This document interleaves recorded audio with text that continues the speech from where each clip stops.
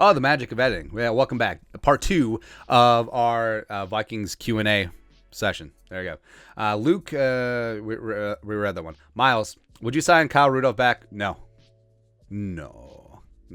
YC. Plus, there's so many really good day 3 tight ends that are going to be in the mix. So, no.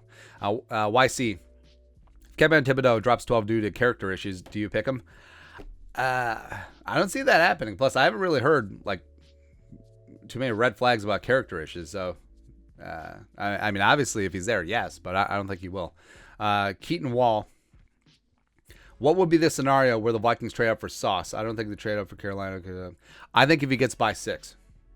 So, who'd be on the board at 7? Oh, if only we had this in front of us.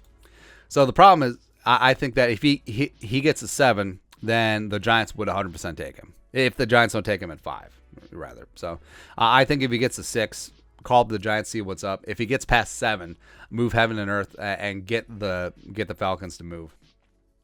Yeah, because I like Stingley. I love Stingley. Sauce is just that guy. Sauce is just that dude.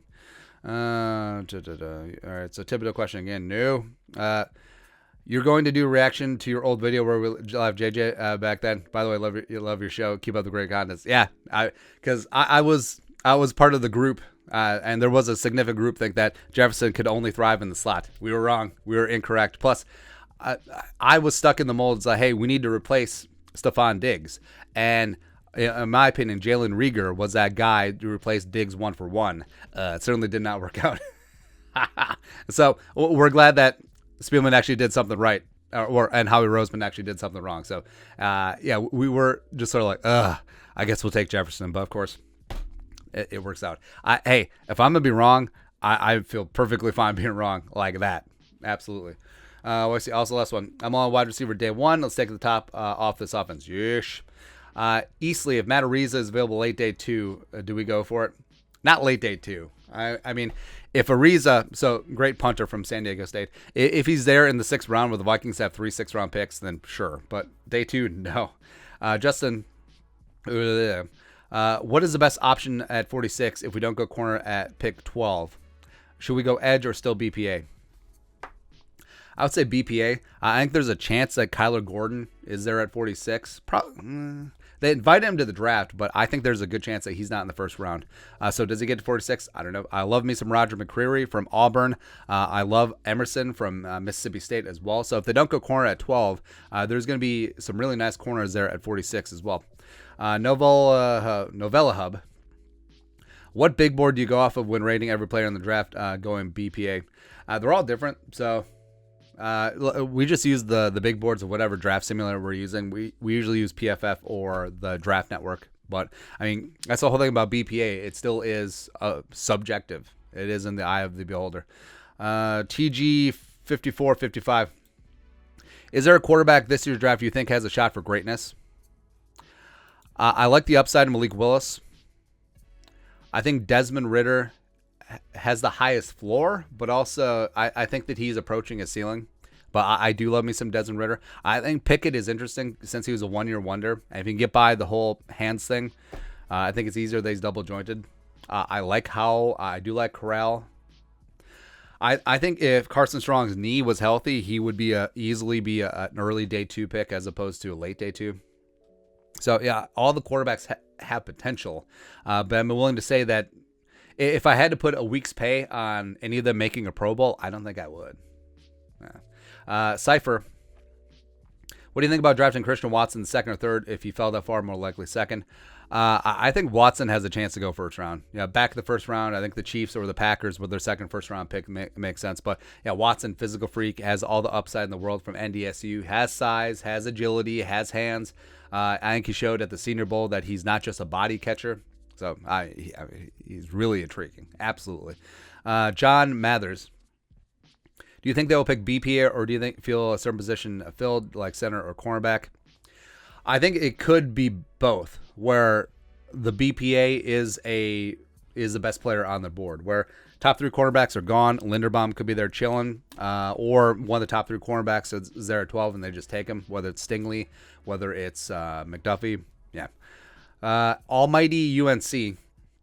Do you watch tape or just highlights, or how do you base your mock draft? So we skim highlights. So we watch a lot of college football in the fall, and then as things start boiling down, we start getting our hands on some of the tape, some of the coaches' tape on some of the top draft picks or guys that could be in the Vikings wheelhouse, and some guys that are just interesting. Go down on a deep dive, like Derek Deese Jr., the tight end from San Jose State. I like the Jurgens, the center from Nebraska, who I think is going to be a mid-round pick. I think could be a really solid pickup. Marvelous Marcus Jones, mainly just watching his returns, where he really is Dante Hall-esque. It is really kind of crazy there. Randomly generated. Is it possible for Sauce to fall to the Vikings? Do we have any gas mask Bong videos? But nah. What players could possibly be in play for the Vikings trade up for? I think, I do think it's Sauce and Stingley specifically, and we went through in the first video, like, if they get to 8, I think that's a magic number, or potentially 7. Although, I think you're going to have to leapfrog Washington, because whether it's Hamilton, whether it's Sauce, whether it's Stingley, I think Washington just sits there and takes one of them if they're there. Let's see here.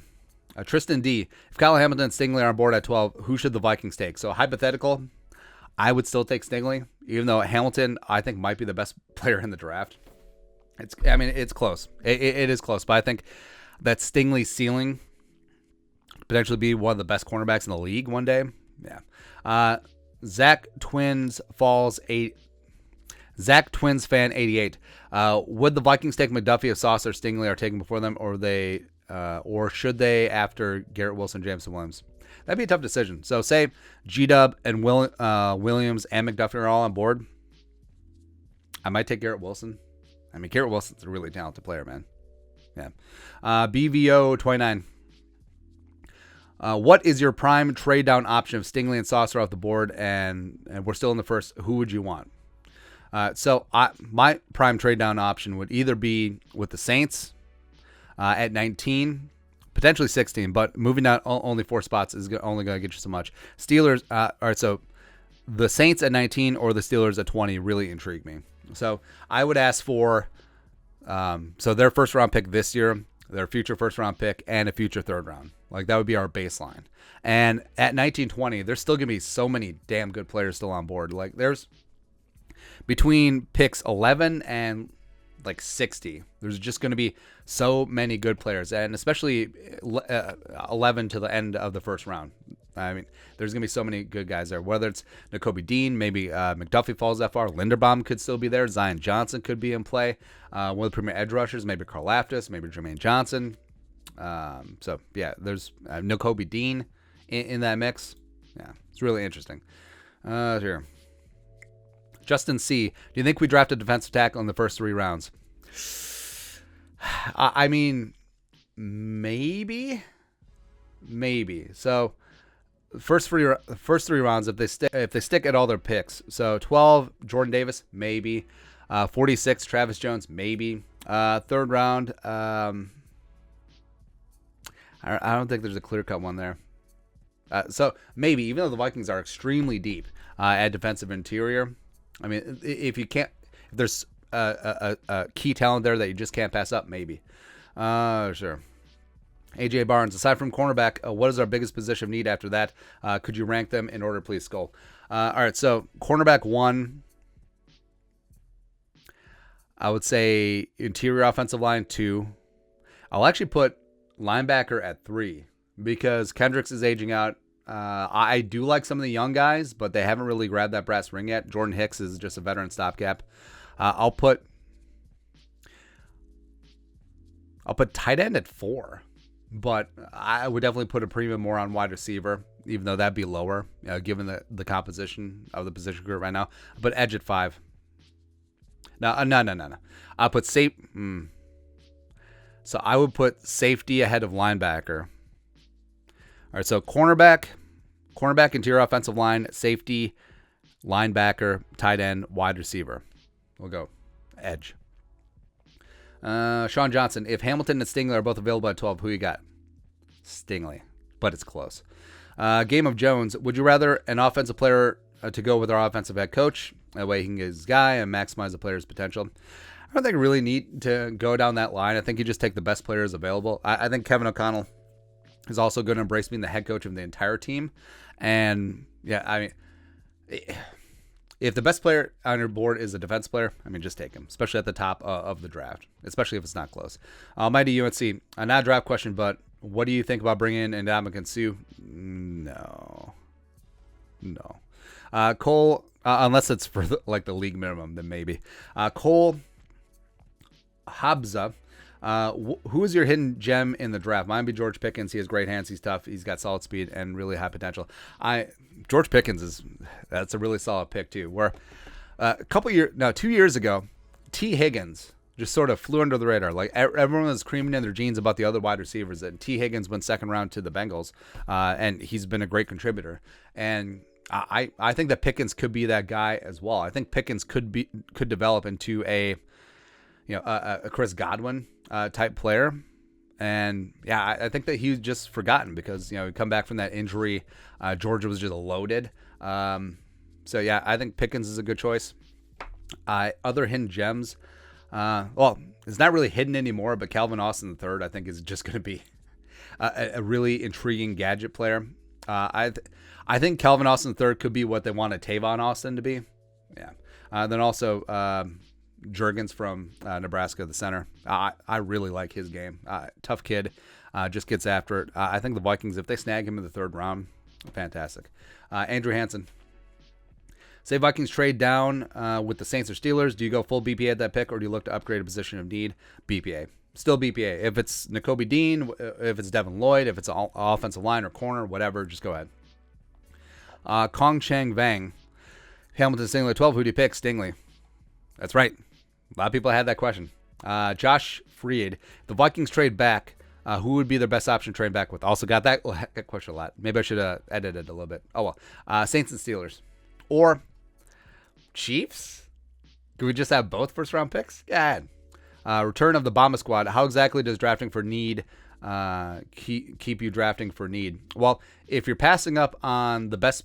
All right, so say that BPA is 1, right? And you have a player on your board who's 7, but that's a position of need. So you're passing up theoretical value there. And yes, it is theoretical. Sometimes it's nature or nurture. Some of these guys don't work out. But, I mean, just putting your best foot forward as opposed to being results-oriented, just taking the best player available, and then you can address needs later on in the draft. But I think at the top of the draft, you just have to take the best player available, especially if it's a draft like this one where there's a lot of really talented players, but there's only so many blue chip players. So, I mean, say Kyle Hamilton is there on board, top 3 cornerbacks are gone, but the Vikings are like, we still need position X instead. So they take that as opposed to taking Hamilton, where Hamilton has a chance to be an all-pro type player. There's only so many of those in every draft. So if you draft for need, you're always just going to be like plugging those holes like the Dutch boy in the dam, because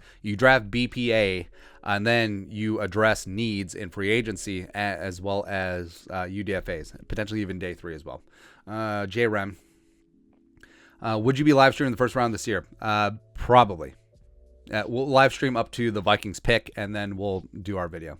YC, how will Vikings react if there's a run on quarterbacks, cornerbacks, or wide receiver? I think it's great either way, because there probably isn't going to be a run on 2 out of the 3.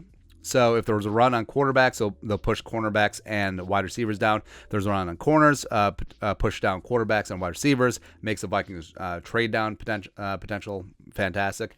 And same thing with wide receivers.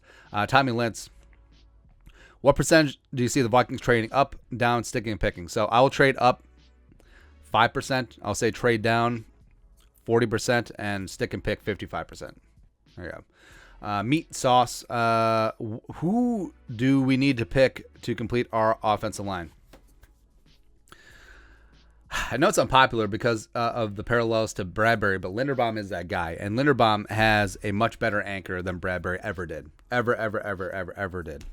It's that wrestling background. It's just leverage and toughness. Yeah. So Bradbury would be that guy. Zion Johnson would be that guy. I think Dylan Parham would be that guy, day 2.